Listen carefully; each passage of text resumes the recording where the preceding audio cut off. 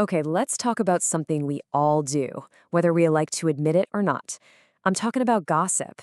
It's got to be one of the most common things people do, but what's really happening when we talk about other people? Let's get into it. So, why do we do it? Why do we love talking about other people? It seems like a pretty simple question, doesn't it? But the answer is actually fascinating. What is it that makes us so drawn to the lives, the stories, and yeah, even the secrets of others? That's the big question we're unpacking here.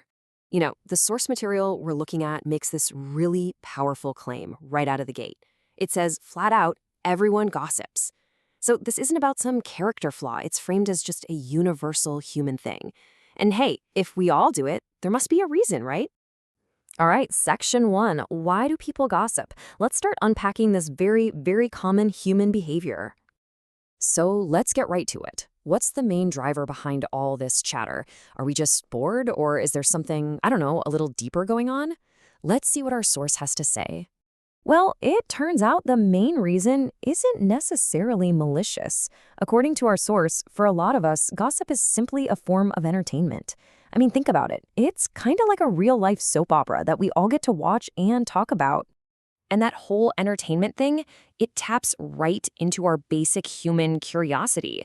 We're social creatures, So it's only natural to be interested in what the people around us are doing.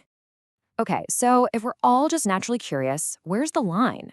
When does just talking about someone cross over into harmful gossip? Our source actually gives us a really specific ethical framework from an Islamic perspective to help us figure that out.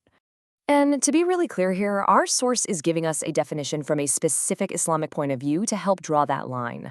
This gives us a very precise way to think about what gossip actually is. Now, what's really interesting here is the focus. This definition isn't about whether the information is true or false. Nope. The key factor is whether the person you're talking about would dislike what's being said.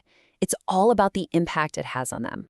So we have our motivation, entertainment, and a very clear definition. Now let's get into the consequences.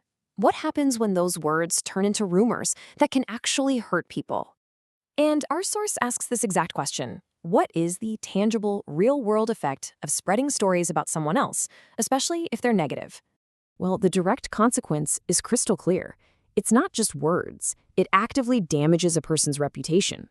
It can literally lower their social standing in a group, and that's where the real harm comes in.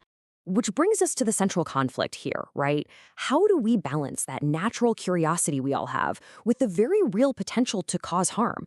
Where is that tipping point between just entertainment and a real problem? So here's how it breaks down. On one side, you have that simple human desire to just know what's going on in our social circles. But on the other side, there's the undeniable harm that happens when that talk turns sour and starts damaging someone's reputation. So this is the crucial point. According to our source, the line is crossed when the talk becomes derogatory, when the whole point is to belittle or insult someone. That's the switch. That's when it goes from harmless curiosity to a genuine problem. And that kind of leaves us with a final thought, doesn't it? It turns the spotlight right back on us.